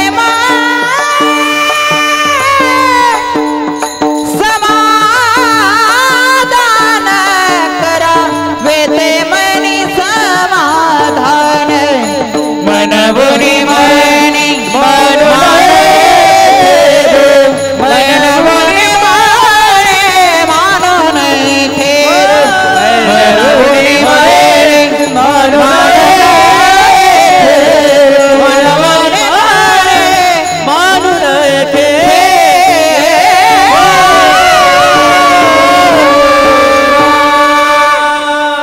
वा, आमच्या गायक वादकान करता एकदा टाळ्या वाजवा बाबा, क्या बात. वा. भोगतो न घडे संचिता वाचोनी, भोगतो न घडे संचिता वाचोनी, करावे ते मनी समाधान, मनहुनी मनी. म्हणून बसलेले लक्षात ठेवा, भोगतो न घडे संचिता वाचोनी, करावे ते मनी समाधान. भोग भोग म्हणजे काय ऐकून जा. आयुष्यभर केलेलं कर्म त्याचं फळ म्हणजे काय आहे तर ते आयुष्यातला आपल्या भोग आहे. मग तो भोग तर प्रत्येकाला भोगावाच लागणार आहे. या परिवाराने तेवढं लक्षात ठेवावं गड्या. कधीतरी तुमच्या पूर्वजन्मीचं पाप असेल, कधी काहीतरी गोष्टी तुमच्याकडून कधी का होईना चुकल्या असतील, म्हणून तुमच्या मायेची साथ तुम्हाला जास्त दिवसाकरता लाभली नाही. कारण इथं कुणी जरी असला तरी कर्माच्या रेषेतून कुणाला बाजूला पडता येत नाही. आणि या मृत्यू लोकाच्या या खेळामध्ये जर उतरला या संसार रूपी डावामध्ये जर उतरलात ना तर प्रत्येकाला आपलं संचित प्रारब्ध घेऊनच उतरावं लागतं. जोपर्यंत दिलेलं आहे आयुष्य तोपर्यंत जगावंच लागतं. आणि अजून एक गोष्ट लक्षात ठेवा बसलेले, या मृत्यू लोकात येताना आपण काय आणलं नाही आणि जाताना काय आपण नेणार नाही. काय घेऊन आलो आपण? येताना घेऊन आला शिकाय. काय बसलेले ऐकताय ना? ऐका. येताना घेऊन आला शिकाय, जाताना घेऊन जाशील काय. नको अभिमान धरू भल्या माणसा. काय आणलं नाही, काही सोबत नेता येणार नाही. पण आता मला इथं तुम्ही बसलेले प्रामाणिक उत्तर द्या. ज्या घरात आपण उगच नाहक माझं माझं म्हणत बसतो, सगळं माझं, घरदार माझं, बायको माझी, मुलं माझी, माय माझा, बाप हे सगळं आपण माझं माझं म्हणतो. पण प्रामाणिक सांगू तुम्हाला, यातलं आपलं काही सुद्धा काहीच नाही. आणि लयच पटवून घ्यायचं असलं तर तुम्हीच मला उत्तर द्या. ज्या घरात तुम्ही राहता ते घर कुणाचं? हा, झोपला का काय? बोलत चला ना. ज्या घरात आपण राहतो ते घर कुणाचं? अहो म्हणा की माझं. बंगला बांधला आणि वास्तुकीला पाहुणे आले तेव्हा पाहुण्याला सांगत होता बापाच्या काळात काय व नव्हतं, मी होतो म्हणून. बरं नुसता बंगल्यावर राहिला नाही, इथनं रानात नेलं, सांगितलं ह्या येड्या बाबळीपासनं त्या लिंबापर्यंत सगळं पठ्ठ्याने कमवलं. आणि मग आता माझं म्हणायला कशाला लाजता तुम्ही? म्हणा बरं. जी जी इथं नाही म्हणणार, मला माहिती आहेत माणसं ते तिथंच म्हणू शकतात. पण सांगतो तुम्हाला, जी जी वास्तुकीला पाहुण्याला म्हणली हे बंगला माझा आहे, त्या प्रत्येकानं मला प्रामाणिक उत्तर द्या. उन्हाळ्याचे दिवस चालू आहेत, तुम्ही सगळे असे बाहेर गप्पा मारत बसलाय ओट्यावरती, आणि भला मोठा नाग साप घरात जाताना दिसला. तुमच्या डोळ्यासमोरनं घरात गेला, पण कुठल्या खोलीत गेला, कुठं गेला, काय मेळ लागला? 8 वाजले, 9 वाजले, लई शोधला पण सापडला नाही. 10 वाजता तुमची जेवायची वेळ झाली, जेवचाल कुठं? हा, बाहेर. आणि पाहुण्याला तर सांगत होता घर माझं एवढं बांधलं आमकं झालं. बरं जेवलं बाहेर बसून. 12 वाजता तुमची झोपायची वेळ झाली, झोपचाल कुठं? ओ बाहेर का? घर कुणाचं? बर जो आत गेलाय आत घरात, त्याचा न घराचा संबंध नाही. जोडला कुणी? आपण जोडला. छाती टोकून सांगत होता, त्याची धमक झाली नाही आज जाण्याची. म्हणून लक्षात ठेवा, हे जोपर्यंत माझं माझं म्हणत आपण जोपर्यंत बसतोय ना तोपर्यंत आपल्याला दुःख. बघ, कोळी नावाचा कीटक असतो प्रत्येकाच्या घरात, तो वरती जाळं विणतोय कोपऱ्यात. पण पंढरीत ते जाळं नीट बारकावं बघा, ते विणताना आतनं बाहेर नाही विणत. मग पहिल्यांदा मोठा घेरा घालतो, पुन्हा त्याच्यात छोटा घेरा असतो. हळू हळू हळू हळू बारीक बारीक बारीक बारीक होते, मध्य भागावर येतं. पण एवढं गुरफटतं ते त्याच्यामध्ये घर बांधण्यामध्ये, ते त्या मध्य भागावर आल्यावर माग वळून बघतं, त्याच्या ध्यानात येतं घर बांधलं होतं माझ्या करता, पण बांधता बांधता बाहेर पडण्याचा दरवाजा त्यानं बांधलाच नाही, वाटही ठेवली नाही. ऐका, त्याच्या करता बांधलेलं घर आधी त्या घरात त्याला मरावं लागतं, आणि त्याचा फायदा कळतंय का नाही तुम्हाला? बांधलं होतं कुणासाठी? स्वतः करता. म्हणून लक्षात ठेवा, कबीरदासजींचा दोहा आहे, क्या लेके आया रे जग में क्या लेके जाएगा, क्या लेके जाएगा, 2 दिन की जिंदगी है 2 दिन का मेला. हे 2 दिवसाचं आयुष्य आहे माणसाचं. पाण्यावरचा बुडबुडा आहे, बसलेले पाण्यावरचा बुडबुडा कधी फुटल नाही सांगू शकत. तसं हे आयुष्य कधी आपल्याला सोडून जाईल नाही सांगू शकत. क्या भरोसा है इस जिंदगी का, क्षमा बुझ जाएगी जलते जलते, सांस रुक जाएगी चलते चलते, दम निकल जाएगा, दम निकल जाएगा, दम निकल जाएगा हर किसी का. क्या भरोसा है इस जिंदगी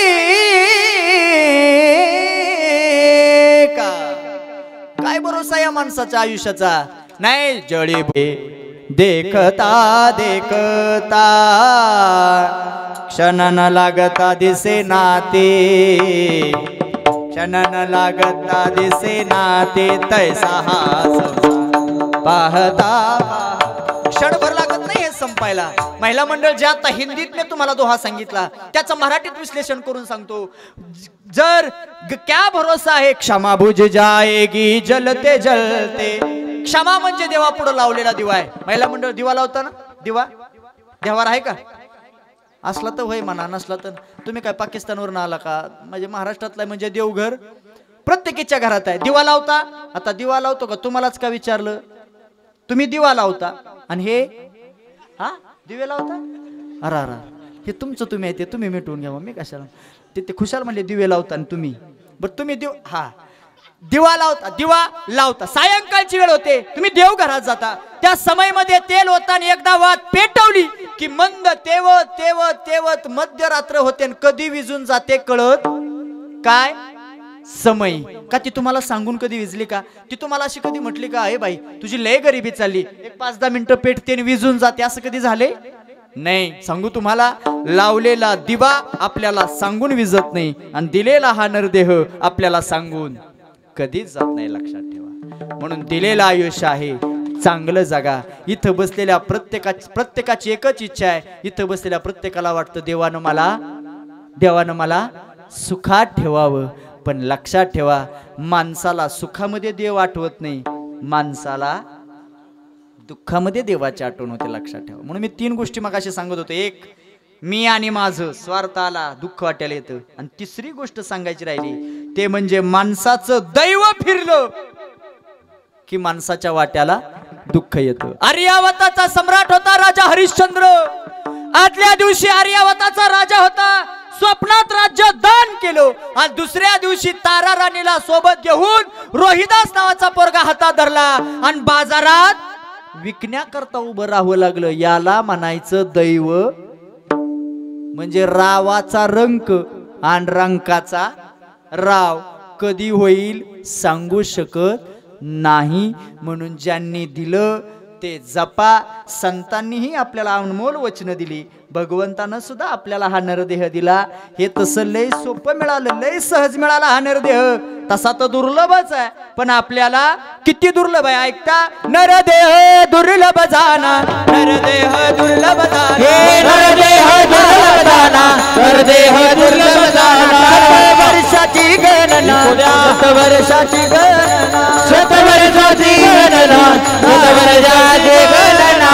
मध्ये दुःख यातना, आवाजा दुःख यातना, त्यामध्ये दुःख यातना, त्यामध्ये दुःख यातना. तुम्ही आठवा मधुसूदना रे, तुम्ही आठवा मधुसूदना, तुम्ही आठवा मधुसूदना. वासुदेव वासुदेव वासुदेव वासुदेव वासुदेव म्हणा, वासुदेव वासुदेव म्हणा, वासुदेव वासुदेव म्हणा. तुम्ही वासुदेव वासुदेव म्हणा, तुम्ही वासुदेव वासुदेव म्हणा, वासुदेव वासुदेव म्हणा, वासुदेव वासुदेव म्हणा. तसा तर मिळाला पण कसा? आंधळ्याच्या हातात कावळा सापडावा. ही जे मिळालं ना, हे कसं मिळालं? ज्ञानोबा यांची भाषा आहे, माझं नाही सांगत. ज्ञानोबा सांगतात पावला हा देह काग नाही. काग म्हणलं की ती अर्थ बदलतो. काग नाही, काक. काक म्हणजे कावळा, पावला म्हणजे मिळाला. आंधळ्याला न प्रयत्न करता जर चुकून कावळा सापडला. अकबर बिरबल राज्यामध्ये घटना घडली आणि अकबरानं सांगितलं, बिरबलानं सांगितलं, राजेसाहेब पक्ष्यांच्या जातीतला सगळ्यात हुशार प्राणी म्हणजे पक्षी म्हणजे कावळा आहे, तो धरणं शक्य नाही. अकबर म्हणतो माझ्यासाठी आज शक्य काहीच नाही, मी धरून दाखवतो. त्यानं गावात फैमान सोडलं आणि अख्ख्या गावकऱ्यांना एकच गोष्ट सांगितली, गावकऱ्या हो, जो कोणी कावळा धरून आणेल त्याला अर्ध राज्य. आता अख्खं गावच पडलं, अख्खं कुणीच राहिलं नाही गावात. अख्खं गाव गेलं कुठं? कीर्तनाकडं. इकडं नाही येत हो माणसं, इकडं माणसं येतात पाहुणे बाराला. 12ला 5 म्हणून मला आमच्या परिवारानं सांगितलंय, म्हणले 12:15 12:20 पर्यंत कीर्तन करा, कारण हळूहळू माणसं आमच्या इकडे जरा त्यांना टायमिंग माहिती नाही कीर्तनाचं, त्याच्यामुळे हळूहळू माणसं आमच्या इकडे 12:15 पर्यंत येतात बाबा, असं म्हणून लांब बोलायलंय मला, बाकी काही नाही. मी उगाच सांगायला म्हणजे मला इथून पुढे अजून 2 कीर्तन करा, एक वाढदिवसाचं कीर्तन आहे बारामतीत आणि एक संध्याकाळी 8 ते 10 सप्त्यात कीर्तन आहे. फक्त आज सकाळी निवांत होतो, पण ते अचानक सरांचा फोन आल्यामुळे ते आपलं आले देवाची हा असं ते अकबरानं अख्खं गावच पडलं, सगळं गाव गेलं कुठं, बोला की कावळा धरायला गेलो. गावात माणूस, त्या गावात एक आंधळ राहत होतो, त्याच्या बी कानावरती बातमी गेली. योगा योगा आता ती गप नाही, पण त्याचा एक दिनक्रम होता विशाल महाराज. ते रोज नदीवर जायचं, सकाळचं उठून बुडी मारायचं नदीत, वरती यायचं, पुंडलिकावरदा म्हणायचं आणि देवाच्या नावानं अशी जोरात टाळी वाजवायचं. ते दुसऱ्या दिवशी उठलं, नदीत गेलं, बुडी मारली, वर आला, पुंडलिकावरदा म्हटला आणि जसा टाळी वाजवायला गेला तसा योगा योगानं वरनं कावळा निघाला होता. बरोबर त्याच्या टाळीत कावळा गावला. आता तुम्ही सगळे कीर्तन ऐकताय, कावळा गावल्याबरोबर त्यानं काय करायला पाहिजे होतं? बुवाकडे नाही, राजाकडे. हा, त्यानं राजाकडे जायला पाहिजे. राजा साहेब हा कावळा घ्या आणि अर्ध राज्य. ते निम्म्या रस्त्यात गेलं आणि कुठनं त्याला दुर्बुद्धी सुचली. म्हणून दुर्बुद्धी कधी माणसाला सुचू नाही बरं. चांगल्या चाललेल्या आयुष्यात दुर्बुद्धी कधी सुचली की वाईट होतात, म्हणून लक्षात ठेवा.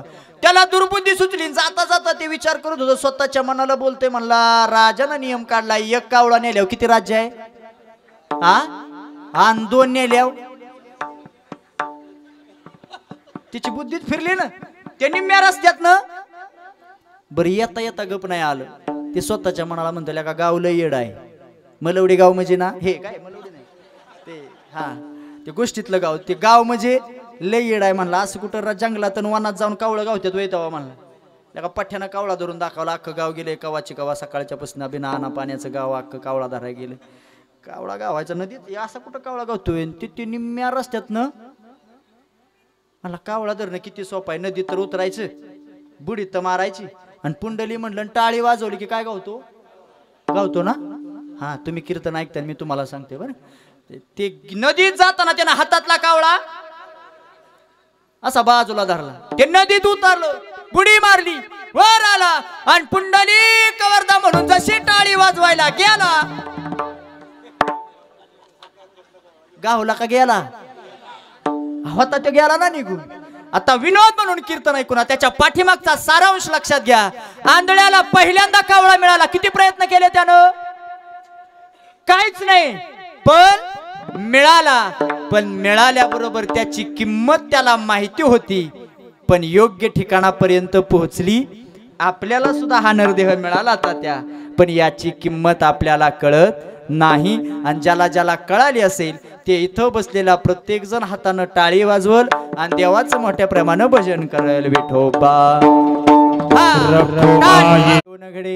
संचिता वाचुनी करावे ते मनी समाधान, म्हणवनी मनी मानू नये खेदू, म्हणावा गोविंदो वेळोवेळा. आता उरलेले एक 5 ते 10 मिनिटं एवढ्यासाठी घेणार आहे. ज्या बिचुकले परिवाराने एका आईच्या स्मरणार्थ, एका आईच्या पुण्यस्मरणाच्या निमित्तानं हा कार्यक्रम आयोजित केला, त्या आईविषयी बोलणं वाक्याचं आद्य कर्तव्याचं राहतं. आत्तापर्यंत तुम्ही कीर्तन ऐकलं, त्यातून जेवढं तुम्हाला घरी घेऊन जाता येईल तेवढं प्रामाणिक नेण्याचा प्रयत्न करा. मी सगळंच घेऊन जा म्हणणार नाही, पण जेवढं तुमच्या आयुष्यात, तुमच्या आयुष्याला कलाटणी देणारी जी काही वाक्य आहेत, त्यातून आपल्या आयुष्यामध्ये थोडा का होईना बदल होण्यासारखी काही वाक्य असतील तर ती प्रामाणिक घरी घेऊन जा. नुसतं घरी घेऊन जाऊ नका, त्याच्यात आपल्या जीवनामध्ये थोडा का होईना बदल करण्याचा प्रयत्न करा. सांगत हे होतो तुम्हाला, एक माय निघून गेल्यानंतर त्या आईची क्षणाक्षणाला आठवण त्या परिवाराला होत राहते. काय नाही केलं त्या आईनं तुमच्या माझ्याकरता, स्वतःच्या शरीराचं रकदंत करते आणि आपला फुलवलेला संसार एकाएकी आपल्या लेकरांच्या स्वाधीन करून जी आई ज्या दिवशी आपल्याला सोडून जाते, क्षणाक्षणाला या बिचुकले परिवाराला आज या आईची आठवण होत असेल, नका काहीच हालचाल करू नका. तुम्ही टाळकरी सगळे एका जागी उभा राहा. त्या आईच्या क्षणाक्षणाला केलेल्या कर्तृत्वाची जाणीव या परिवाराला होत असेल. आलेली संकट, आलेली दुःख त्या 2 मुलींनी, त्या 3 मुलांनी त्या मायची संकट पाहिले असतील. जेव्हा मुलं लहान होती त्यावेळेस तळ हाताचा पाळणा, नेत्राचा दिवा, लालन पालन पोषण करून त्या मायने ही मुलं लहानाची मोठी केली. दुसऱ्याच्या शेतात राबून मेंढराचं पालन करून 5 ते 10 मेंढरावरून एक एवढा मोठे 150 मेंढरापर्यंतचा हा प्रवास वाटतो तितका सोपा नाही तुम्हाला. अहो, एक माय होऊन गेली जिने एका साडीवर प्रपंच करून दाखवला, ती जगद्गुरु तुकोबरायांची पत्नी जिजाबाई, जिजाबाईनं एका साडीवर प्रपंच करून दाखवला. त्याच्यानंतर पुन्हा माय बघायची झाली तर या बिचुकले परिवारातील या नानींनी एका साडीवरती प्रपंच करून दाखवला. हे वैभव, हे ऐश्वर, हे साम्राज्य बघत आहात, त्याला कारण म्हणजे फक्त ती माय आहे. लक्षात ठेवा. आज क्षणाक्षणाला काही नाही केलं त्या आईनं. ऐकता तुम्ही काय केलं त्या आईनं? तिनं बांधलं घरट, दिला विसावा निवारा. तिनं बांधलं घरट, दिला विसावा निवारा. घेऊन या पंखा खाली भरविला मोती चारा. दूर उडाली पाखर, पांग आईच पिटाया. आज गायाळ पक्षीने जाई, पिला ना भेटाया. मायबाप चिमुताई ना त्याचे पंख छटा. तुम्ही विचारा तिला, हे चिमुताई अगं तुला पंख राहिले नाही, बिना पंखाचं तर तुला उडताही होत नाही ताई. तू जातेस कुठं आता? तुला कुणी न्यायलाही येणार नाही. त्यावेळेस ती चिमुताई जिला पंख राहिले नाही, ती चिमुताई त्या दादाला सांगते, दादा अरे घरट्यात माझी पिलं माझी वाट बघतात. ही आई ज्यावेळेस या परिवाराला सोडून जात होती त्यावेळेस त्या आईची सुद्धा एकच भावना होती. ज्यावेळेस देव न्यायला आला असेल, ज्यावेळेस देव न्यायला आला असेल त्यावेळेस ती आई देवाला सांगत असेल, हे देवा, हे भगवंता, अरे सगळं उभा केलं, माझ्याशिवाय आधार नाही माझ्या लेकरांना. मी नसेल तर या घरातलं प्रेम संपेल देवा. मी नसेल तर आशीर्वादाची थाप या परिवारावरती राहणार नाही. म्हणून जोपर्यंत माय जिवंत आहे त्या मायच्या कधीतरी खुशीत झोपून घ्या. जोपर्यंत तुमची आई जिवंत आहे तोपर्यंत तिच्या मिठीत कधीतरी जा तुम्ही. जेवढपर्यंत तुमचा बाप जिवंत आहे ना तरणी पोरं, तोपर्यंत तुमच्या बापानं तुमच्याकरता काय केलं हे जास्त कुठं बघायला आणि विचारायला जाऊ नका. गावात विचारू नका तुमच्या बापानं तुमच्याकरता काय केलं. पण यदा कदाचित तुमचा बाप घरी आला, दुसऱ्याच्या शेतातून राबून आलेला बाप जर बेडवर बसला तर जा तुमच्या बापाच्या जवळ. आणि गेलास तुमच्या बापाच्या जवळ तर तुमच्या बापाच्या पायाचा तळवा तुमच्या हातात घ्या आणि त्याच्यावरून तुम्ही हात फिरवा. बघा खरमरीत झालेले पाय तुमच्या लक्षात येतील. भेगा पडलेल्या बापाचा तळवा पाहिला की मग तुमच्या लक्षात येईल मखमाली सारखे असणारे मऊ माझ्या बापाचे पाय. पण माझ्या करता त्या बापाच्या पायाला आज भेगा पडल्या. अस्तित्व संपवणारा बाप माणसानं कधीतरी लक्षात घेतला पाहिजे. म्हणून तो कवी सांगतो, आज गायाळ पक्षीने जाई, पिला ना भेटाया. माया मंदिर आलले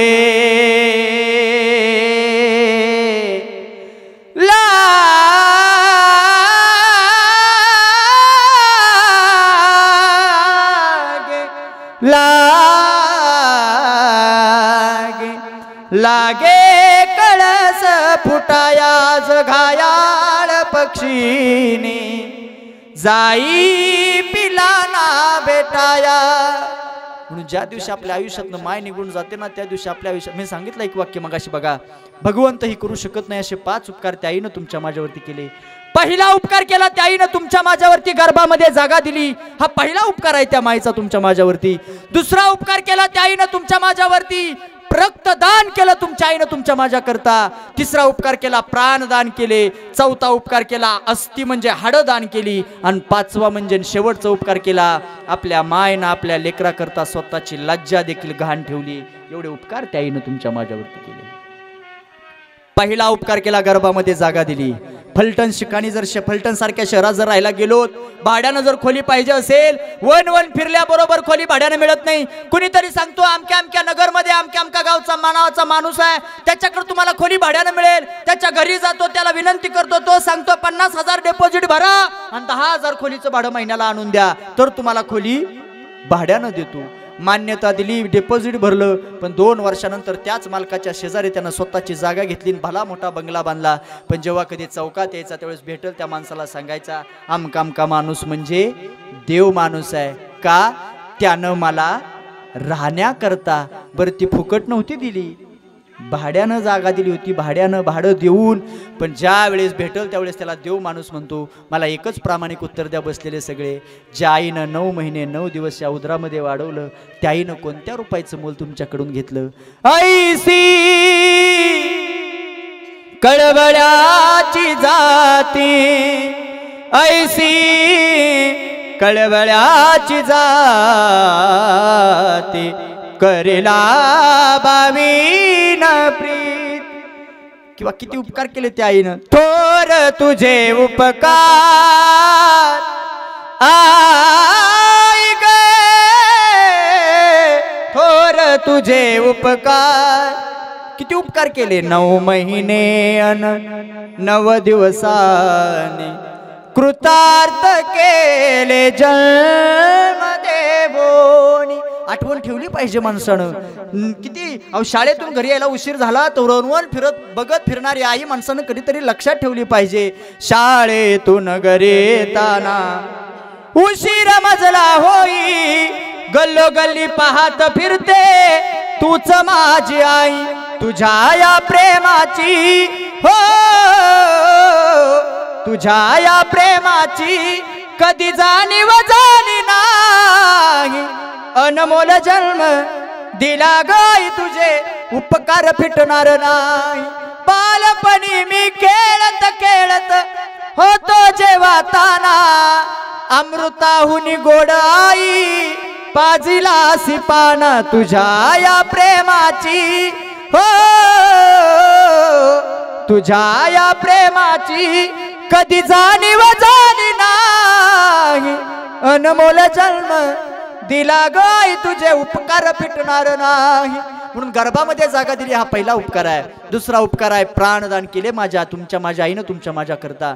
बसलेल्या प्रत्येक महिलेच्या आयुष्यात 3 वेळेस जन्म होतो. जाणीवपूर्वक ऐकून जा. पहिला जन्म झाला तुम्ही कुणाच्या तरी उदरातून जन्माला आला त्यावेळेस कुणाची तरी लेक म्हणून तुमचा जन्म झाला. तुम्ही थोडे मोठे झालात, उपवर झालात, तुमच्या डोक्यावर अक्षदा पडल्या, त्या दिवसापासून तुमचा दुसरा जन्म म्हणजे कुणाची तरी पत्नी, कुणाची तरी बायको म्हणून तुमचा दुसरा जन्म आहे. आणि ज्या वेळेस तुम्ही गरोदर राहतात त्यावेळेस बाळांतपणाची वेळ. हे बाळांतपण शब्दच फार विचित्र आहे बरं. संधी विग्रह केला तर एकतर बाळ नाहीतर अंत. बाळांतपण हा शब्दच फार वाईट आहे मायबा. एका मायवरती तशी वेळ आली.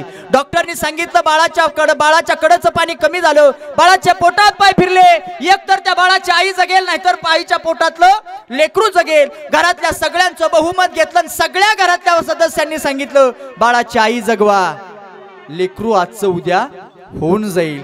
पण जिच्यावरती वेळ आली होती ना त्या मायला डॉक्टरनी प्रश्न केला आणि त्या आईला डॉक्टर विचारत होता, आई साहेब तुमच्या पोटातलं पाणी कमी झालं, बाळाचे पाय पोटात फिरलेत, एकतर तुमच्या पोटातलं लेकरू जगेल किंवा तुम्ही जगाल, काय करू. त्यावेळेस छाती ठोकून छाती बडवून ती माय सांगत होती, डॉक्टर साहेब माझा प्राण गेला तरी चालेल पण माझ्या पोटातलं माझं लेकरू वाचलं पाहिजे. म्हणणाऱ्या त्या आईनं तुमच्या माझ्या करता प्राणदान केले, रक्तदान केलं, अस्थिदान केलं. लोखंडाचा तुकडा घ्या पुरुष वर्ग आणि उकिरड्यात नेऊन टाका. 5-10 वर्षानं त्याच्यावर काय होतो, गंज चढतो आणि 10-20 वर्षानं त्याची माती होते. कशाची, लोखंडाची. तोच लोखंडाचा तुकडा तुम्ही अग्नीत जाळात नेऊन टाका, काही वेळानंतर त्या लोखंडाचं पाणी होतं.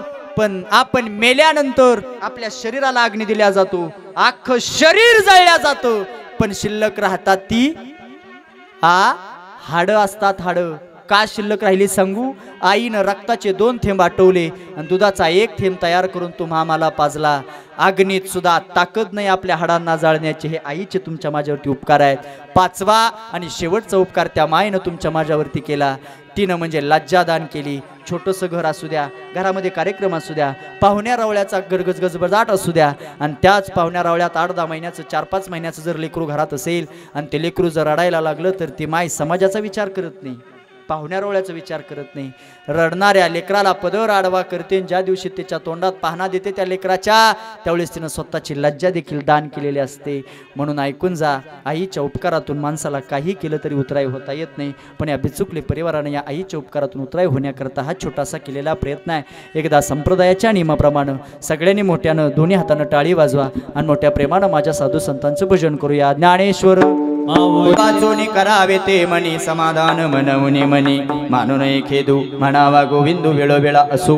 बोलण्याच्या योगामध्ये तुमच्या सर्वांच्या जवळजवळ 20 मिनिटं मी जास्तीचे घेतलेत. किती, 20 अगदी अनमोल तुमचा वेळ आहे, पण त्यातून तुम्ही मला 20 मिनिटं दिले त्याबद्दल तुमच्या सर्वांचं मनापासून आभार मानतो.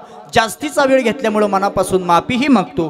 पुन्हा एकदा या उभा राहिलेल्यांनाही कळालं पाहिजे अमोल सरांचं कीर्तन आहे हे बुसराज बुवा कसं काय व्यासपीठावर दिसतोय या तुम्हा सगळ्यांना अजून एकदा जाणीवपूर्वक सांगून जातो. कालच रात्री आदरणीय अमोल महाराज सूळ यांचे चुलते मोठे थोरले चुलते त्यांना देवाज्ञा झाली. अचानक जाणं झालं त्या कारणानं सरांना इथं येणं झालं नाही, म्हणून सरांनी माझ्यापर्यंत दिलेलं हे आग्रहाचं निमंत्रण आहे आणि तुम्ही सर्वांनी अभिचुकले परिवारानं ते मनापासून स्वीकारलं हे खरं महत्वाचं आहे. नाही तर माणसाची मनस्थिती सहजासहजी बदलत नाही. जे तिथं आहे ते जिथं लागतं माणसाला.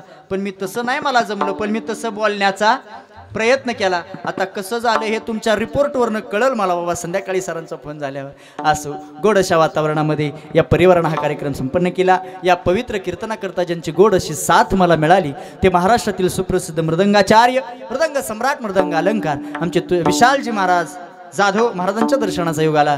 त्याचबरोबर गोड गाळ्याचे धनी महाराष्ट्राचा लाडका आवाज आमचे माऊली महाराज पोळकर आहेत महाराजांच्या दर्शनाचा योग आला.